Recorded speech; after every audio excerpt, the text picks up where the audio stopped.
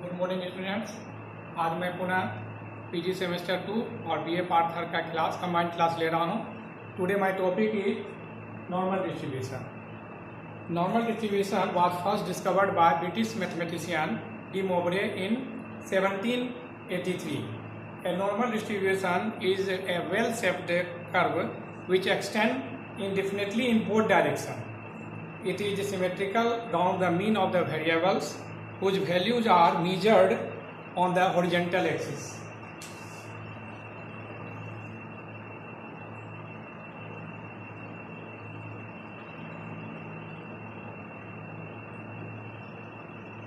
mu equal to z equal to 0.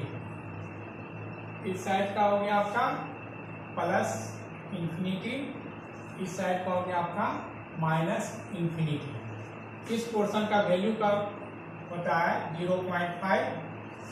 इस portion लेकिन plus sign, इस साइड का पोर्शन का वैल्यू भी मान 0.5 बट निगेटिव साइन. तो नॉर्मल डिस्ट्रीब्यूशन को ज्ञात करने के लिए आपको इस टेबल की मदद पड़ेगी. क्या टेबल? नॉर्मल डिस्ट्रीब्यूशन को ज्ञात करने के लिए इस टेबल की मदद पड़ेगी. Areas under on standardized normal distribution. इस टेबल की मदद से अब हम नॉर्मल डिस्ट्रीब्यूशन का कुछ प्रॉब्लम सॉल्व करेंगे, कुछ प्रॉब्लम आप सॉल्व करेंगे.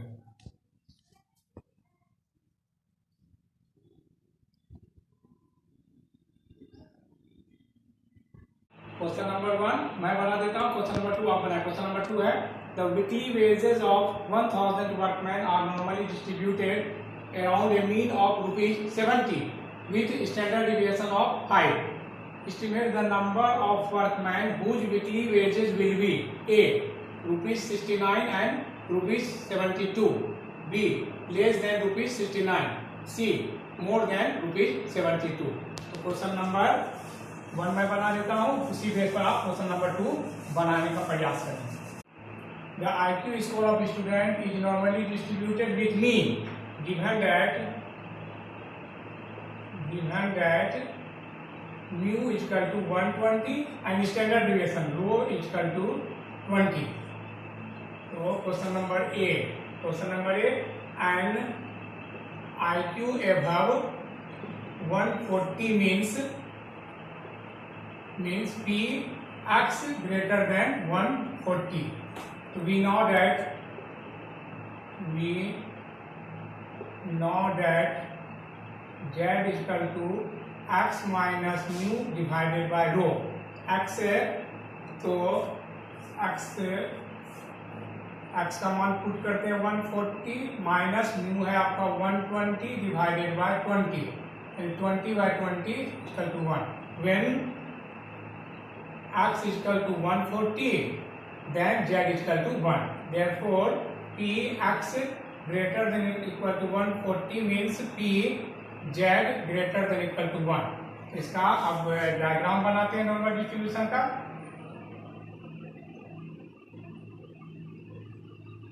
z is equal to 0, z greater than 1, इधर positive sign, z is equal to 1. तो 1 से बड़ा दिस फोर्स. तो p z greater than 1 is equal to इस पोर्शन का value 0.5 minus area between 0 to 1.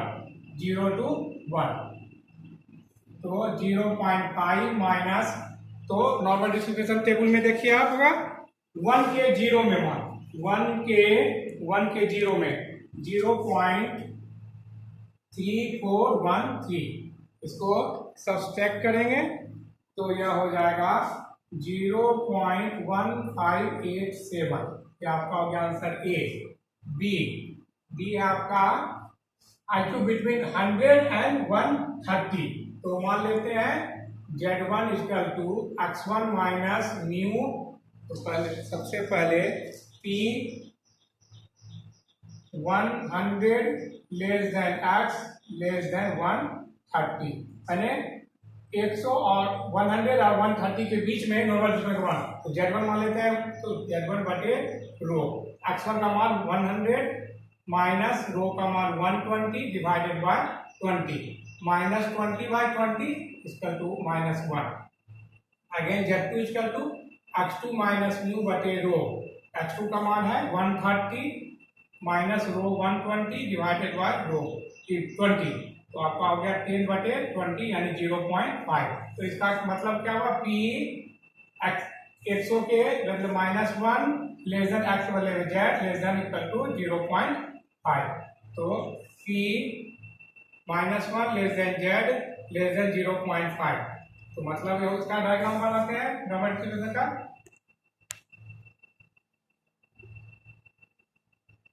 Z equal to 0, -1 इधर -1, Z equal to -1 इधर Z equal to +i। तो इसके बीच का नॉर्मल डिस्ट्रीब्यूशन वैल्यू का मान क्या होगा, तो area between -1 to 0 plus area between 0 to 0.5, area between 0 to 0.5। तो हम जानते हैं V0 है नॉर्मल डिस्ट्रीब्यूशन इज सिमेट्रिकल, तो area between 0 to 1 plus area between 0 to 0.5। तो 1 के 0 में मान है आपका 0.3413 प्लस 0.5 के 0 में 0.1915, इसको ऐड कर देंगे 0.05328, ये आपका हो गया 100 और 130 के बीच में नॉर्मल डिस्टेंस वैल्यू का मान होगा 0.5328। अब question number C, below 150 means P x below less than 150, तो Z equal to x minus mu divided by rho. x मान लेते हैं 150 माइनस रो है 120 divided by 20, 1.5। P x less than 150 means P Z less than 150 means 1.5, 1.5 से below Z equal to 0, Z equal to 1.5 से छोटा हो गया ये इसका वैल्यू। तो P Z लेस देन 1.5, मतलब इसका पोर्शन हम जानते हैं 0.5 प्लस एरिया बिटवीन 0 to इतना, एरिया बिटवीन 0 to 1.5, तो 0.5 प्लस एरिया 1.5 के 0 में मान है 0.4332, इसको ऐड कर देंगे तो 0.9332, ये आपका हो गया नॉर्मल डिस्ट्रीब्यूशन IQ बिलो 150 का normal distribution value 0.9332। Question number 3 मैं बना देता हूँ, क्वेश्चन नंबर 4 आप बनाएंगे। क्वेश्चन नंबर 4 है the mean inside diameter of a sample of 500 washers produced by machine is 5.02 mm and standard deviation is 0.5 mm. The purpose for which these washers are intended allows a maximum tolerance in a diameter of 4.96 to 5.08 mm. Otherwise, the washers are considered defective. Determine the percentage of defective washers produced by machine assuming the diameter are normally distributed. Question number 4 आप बनाएंगे, question number 3 मैं बना देता हूँ। Number 3 है the mean life of 60 watt bulbs produced by Bright Light Bulbs company is 200 hour. तो given that mu is equal to 200 and standard deviation is 20, rho is equal to 20, question number ए है one out between, तो P 180 less than x less than आपका 210, तो it means तो Z1 equal to x1 minus mu बटे रो, x1 का 180 minus 200 बटे 20 minus 20/20 minus 1, Z2 equal to x2 minus mu बटे rho, x2 equal to 210 minus 200 divided by 20, 10/20 0.5, तो P x1 180 यानी Z होगा -1 less than Z less than 0.5,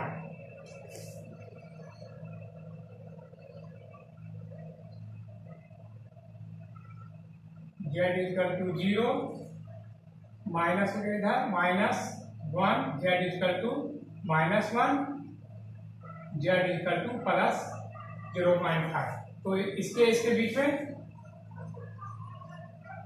normal distribution value का मान निकालना, तो equal to area between between 0 to -1 to 0 plus area between 0 to 0.5, तो normal का भी symmetrical since area between 0 to 1 plus similar हो जाएगा, जो कहते हो area between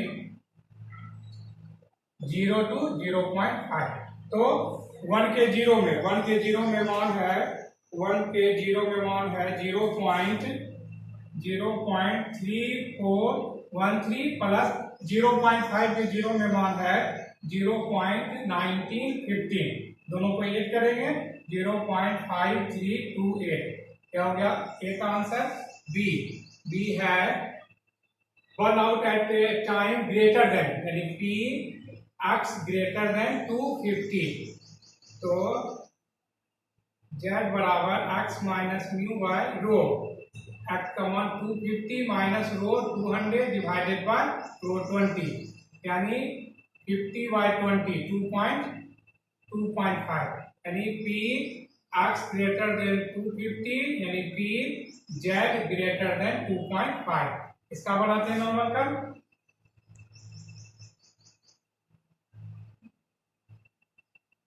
Z equal to 0 2.5 plus 2.5 Z equal to 2.5 से ग्रेटर देन इतना का वैल्यू, तो हम वी नो दैट इतना का वैल्यू हम जानते हैं 0.5 होता है, 0.5 माइनस एरिया बिटवीन 0 to इतना का मान निकल जाएगा, एरिया बिटवीन 0 to 2.5, 0 to 2.5, तो 0.5 माइनस 2.5 के 0 में 2.5 के 0 में मान है 0.4938, इसमें सब्सट्रैक्ट करेंगे 0.0062, यानी one out at a time greater than 250 hour का वैल्यू होगा, नॉमिनेटर का value 0.0062।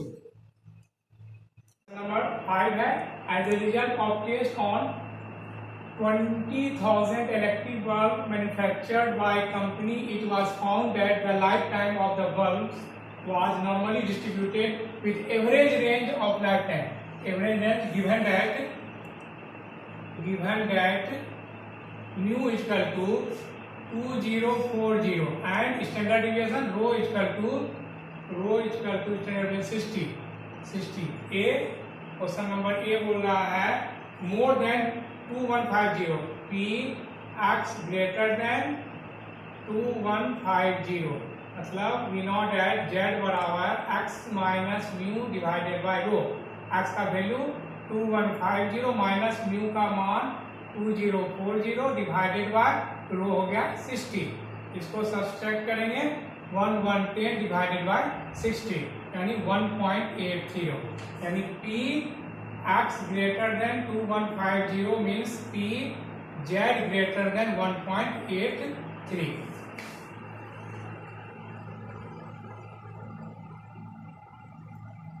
z equal to 0 plus में z इक्वल टू 1.83 से ग्रेटर है इसका मान। तो वी नो दैट इसका क्वेश्चन का मान हम जानते हैं 0.5 माइनस एरिया बिटवीन 0 to 1.83। तो 0.5 माइनस 1.83 के जीरो में 1.83 का वैल्यू दिया हुआ है 0.4664। इसको सब्सट्रैक्ट करेंगे 0.0336। तो आपका रहा क्वेश्चन देयरफॉर